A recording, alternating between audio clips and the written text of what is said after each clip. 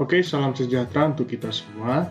Video kali ini topiknya yaitu tentang klasifikasi materi. Kita ambil contoh misalnya garam dapur. Ya, misalnya ada garam dapur. Nah, misalnya garam dapur ini dilakukan suatu pemanasan. Ya. Nah, tentunya garam dapur ini akan meleleh ya. Jadi berubah wujud dari padat menjadi cair. Ya, dia akan meleleh.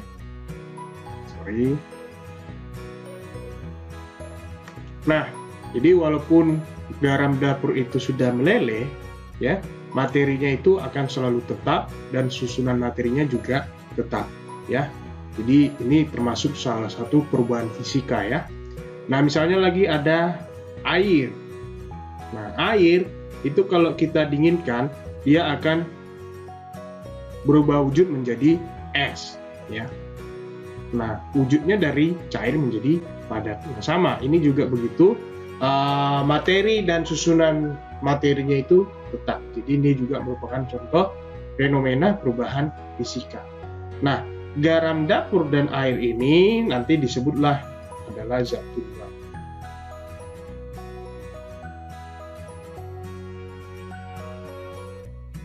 Nah, apa itu zat tunggal? Jadi zat tunggal itu adalah zat yang hanya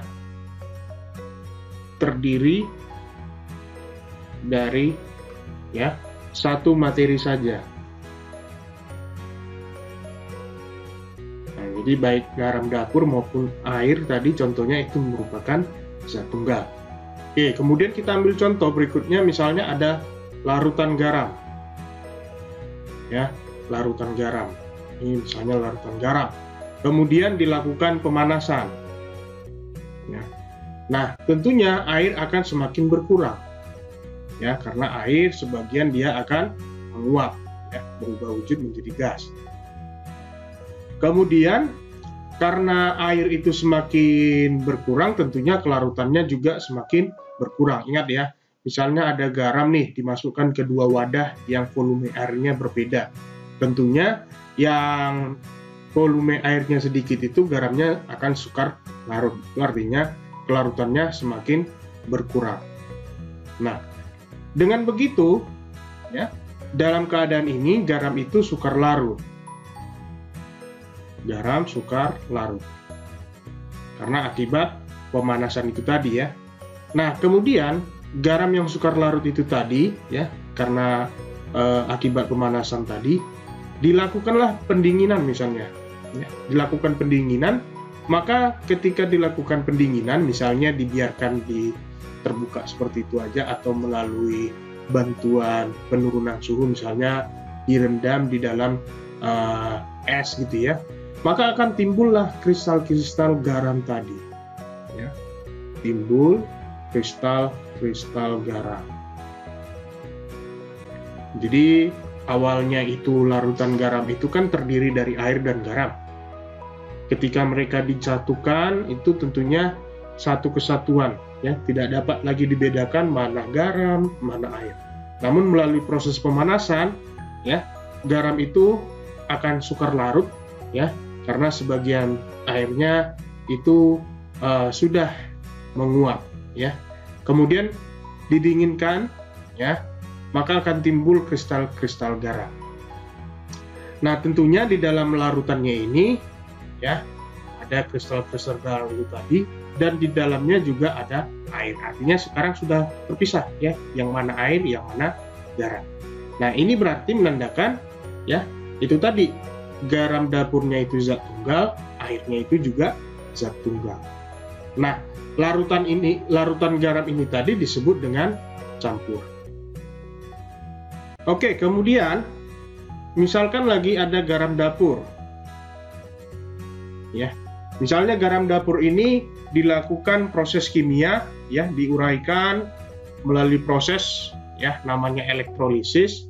Ternyata garam dapur ini dapat menghasilkan zat baru, yaitu padatan natrium dan gas klorida. Nah, natrium maupun klorida di sini merupakan sama-sama zat tunggal. Ya, zat tunggal. Nah, natrium maupun gas klorida di sini dapat diurai lagi secara fisika maupun kimia. Nah, namun ketika dia diurai baik itu melalui proses fisika maupun kimia, ternyata zat Na maupun klorida ya tetap menghasilkan ya natrium dan juga klorida. Jadi Na ya tetap Na setelah diurai melalui fisika atau kimia nanti ya. Klorida juga gitu, klorida diurai ya tetap klorida. Nah, walaupun dia tetap bisa saja nanti wujudnya berbeda ya. Misalnya tadi padatannya, misalnya padatan Na ternyata berubah wujud menjadi wujud cair misalnya, seperti itu. Cuman tetap Na ya tetap Na, klorida tetap klorida. Nah, jadi tadi kita sepakat bahwa garam dapur ini adalah zat tunggal. Nah, ternyata zat tunggal itu dapat diurai lagi melalui proses kimia yang dapat menghasilkan zat tunggal yang lainnya. Contoh lain misalnya air. Air melalui proses kimia, misalnya melalui proses elektrolisis, itu dapat dipecah menjadi gas hidrogen dan gas hidrogen dan gas oksigen ya. Air itu adalah zat tunggal. Hidrogen dan oksigen itu juga zat tunggal. Nah, jadi zat tunggal melalui proses kimia dapat menghasilkan zat tunggal yang lainnya, ya. Nah, jadi kita dapat kesimpulan bahwasannya walaupun garam dapur dan air itu tadi zat tunggal, ternyata masih bisa diurai lagi melalui proses kimia. Jadi zat tunggal itu ya dapat diurai lagi, melalui proses kimia, ya, proses kimia menjadi zat tunggal yang lainnya. Ya, contoh tadi garam dapur melalui proses kimia menghasilkan zat tunggal baru yaitu padatan natrium dan gas klorida. Air juga gitu menghasilkan melalui proses kimia namanya elektrolisis menghasilkan gas hidrogen dan gas oksigen. Nah, tadi hasilnya itu ada padatan natrium, kemudian gas klorida, ada gas O2, ada gas H2, ya. Ini pentetnya error. Nah, Na dan Cl2 ini merupakan hasil penguraian dari proses kimia daripada si garam ya. Yang O2 dan H2O ini adalah proses penguraian kimia dari air. Nah, jadi tadi zat tunggal ini, garam maupun air, melalui proses kimia dapat menghasilkan zat tunggal yang baru. Ya. Namun zat tunggal ini NaCl2, O2, dan H2 ini termasuk zat tunggal ya.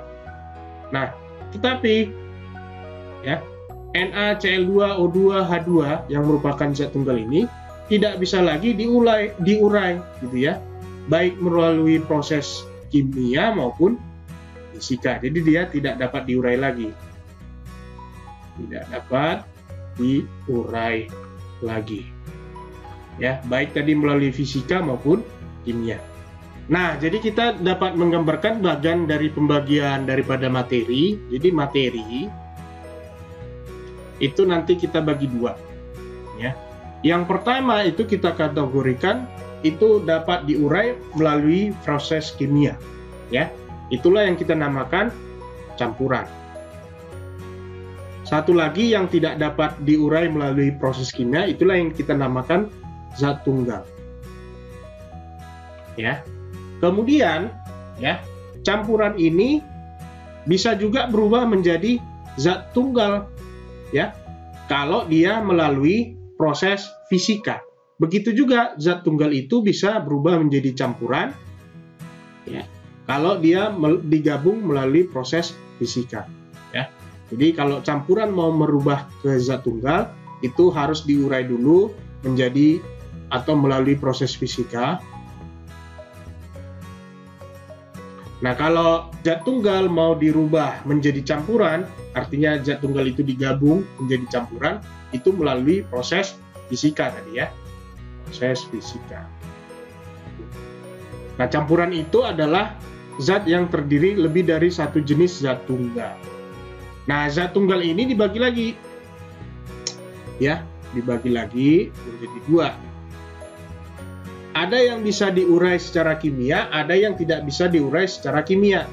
Yang bisa diurai secara kimia itu dinamakanlah nanti senyawa, gitu ya. Nah, yang tidak bisa diurai secara kimia itu dinamakan unsur. Ya. Nah, senyawa apakah bisa diurai menjadi unsur? Bisa, ya, melalui proses kimia. Apakah unsur bisa digabung menjadi bentuk senyawa? Bisa, melalui proses kimia juga. Jadi kedua-duanya melalui proses kimia.